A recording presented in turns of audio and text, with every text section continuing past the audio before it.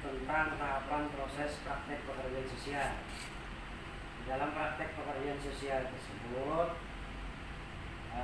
di sini kalian perlu mengetahui pertama adalah tentang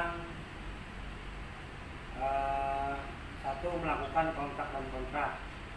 Yang kedua, melakukan asesmen. Yang ketiga, menyusun program kerja.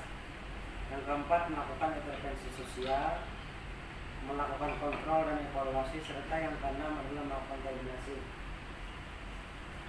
Jadi di situ kalian perlu mengetahui langkah-langkah pekerjaan sosial tersebut agar dalam nantinya kalian berpraktek di lapangan tidak kebingungan lagi. Nah, jadi korelasinya kenapa jadi Bapak menyuruh kalian tugas untuk membuat suatu video tentang gizi dan prestasi serta peduli hidup bersih dan sehat, itu gunanya kalian seakan-akan di situ berperan sebagai seorang fasilitator yang mengedukasikan tentang pengetahuan akan pentingnya gizi dan perilaku hidup bersih di saat pandemi COVID-19 ini. Jadi di situ kalian seakan-akan peran kalian di situ sebagai fasilitator ataupun guru yang berpraktek sebagai pekerja sosial untuk memberikan pengetahuan kepada masyarakat, individu, kelompok ataupun klien yang tidak mengetahui tentang pentingnya gizi serta perilaku hidup bersih dan sehat di masa pandemi COVID Corona ini. Itu maksudnya. Yang artinya kalian bertanya-tanya kenapa kami Pak disuruh bikin video sedangkan kami kan pekerja sosial. Nah, itu maksudnya Bapak. Artinya kalian di sini karena prakteknya adalah pekerjaan sosial, oleh sebab itu Bapak suruh kalian membuat suatu video edukasi. Maksud edukasi itu artinya pendidikan atau pengetahuan atau pengenalan mengenai perilaku makan makanan yang bergizi, perilaku hidup bersih dan sehat, dan menjauhi hal-hal yang berkenaan dengan narkotika dan psikotropika.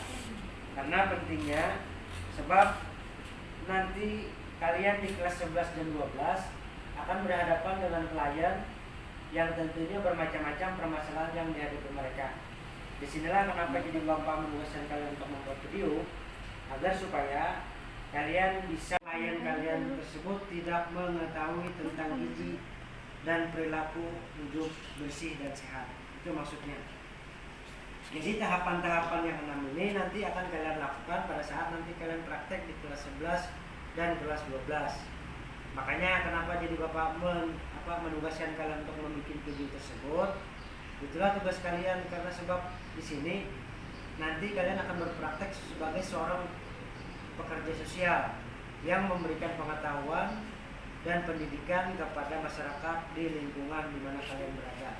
Ataupun misalkan klien kalian itu bermasalah dengan gizi maupun koler mandi atau koler gosok gigi hingga mempengaruhi kehidupannya, penampilannya, kebersihannya dan sebagainya. Nah, itulah kenapa jadi Bapak menugaskan kalian untuk membuat video tersebut agar kalian terbiasa untuk memberikan pengetahuan dan berbicara di depan forum. Artinya modal daripada seorang pekerja sosial tersebut adalah bahwa kalian harus bisa berbicara, harus bisa berkomunikasi, harus pede, percaya diri. Nah, jangan pernah malu kalau kita berperilaku yang baik, tapi kita boleh malu kalau kita berperilaku yang tidak baik. Nah, itu maksud Bapak. Sebab kalian jurusan pekerjaan sosial ini adalah jurusan yang menaungi daripada permasalahan-permasalahan sosial, baik individu, kelompok, masyarakat maupun organisasi. Seperti yang sudah Bapak sampaikan kemarin, pengertiannya itu sudah cukup jelas. Artinya kalian ini adalah seorang yang bertugas sangat mulia. Artinya tidak terasa hidup kalian itu akan berpahala untuk memberikan ilmu-ilmu yang bermanfaat bagi masyarakat dan individu-individu serta klien yang bermasalah. Jadi tahapan ini korelasinya hubungannya dengan praktek kalian nanti di kelas 11 dan 12. Di Nah, makanya Bapak menugaskan kalian untuk membuat video tersebut sebab kita ini tidak bisa tetap muka. Jadi perlunya kalian memberikan pengetahuan dan informasi kepada masyarakat agar perlunya gizi dan kesehatan dan perilaku hidup bersih.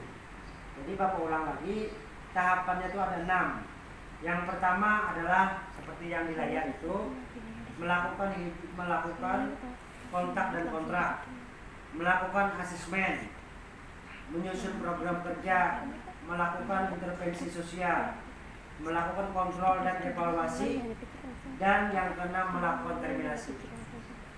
Jadi itulah langkah-langkah nantinya yang akan kalian lakukan di saat nanti kalian di kelas 11 dan di kelas 12. Makanya PDPS ini sangat penting untuk dasar kalian menjadi seorang pekerja sosial. Jangan kalian salah masuk jurusan gizi dan perilaku hidup bersih dan sehat di masa pandemi COVID Corona. Inilah praktek kalian sebagai seorang calon pekerja sosial yang profesional. Dapat kalian pahami semua? Ini ada yang 12 orang yang hadir. Nah, kalau kalian masih bingung mengenai apa yang harus disampaikan, ini contoh dari edukasi tentang masalah gizi dan kesehatan. Coba kalian lihat di layar kalian.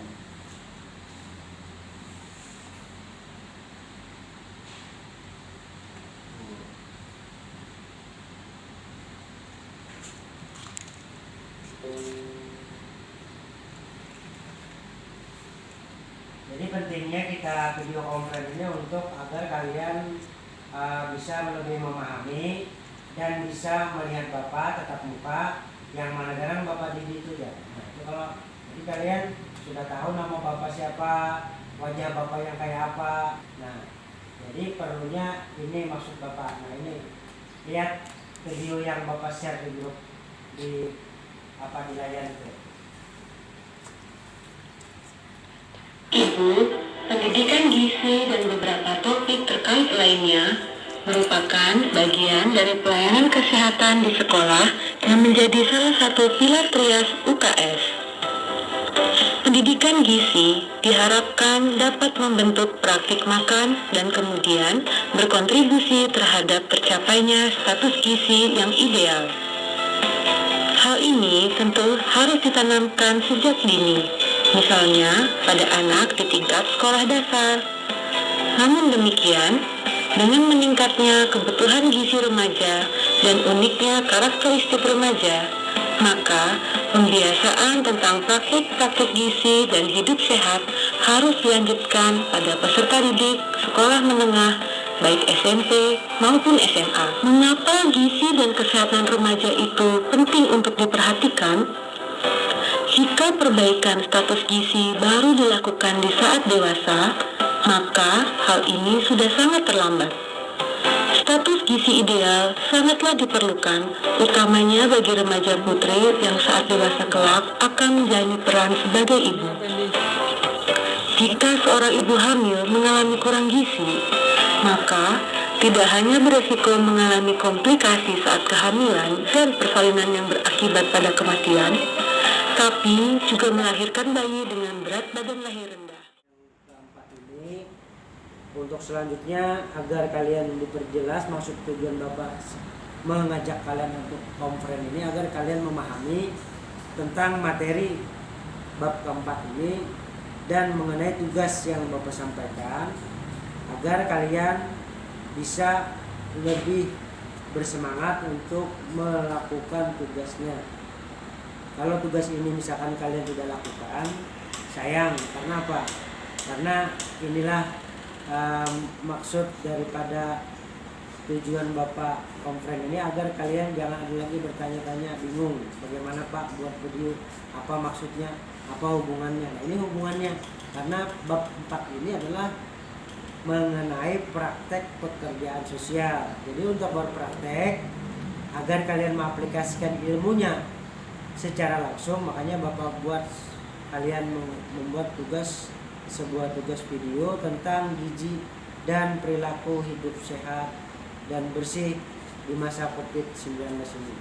Bapak akhiri Dengan akhir kata, wabillahi taufiq wal hidayah. Wassalamualaikum warahmatullahi wabarakatuh.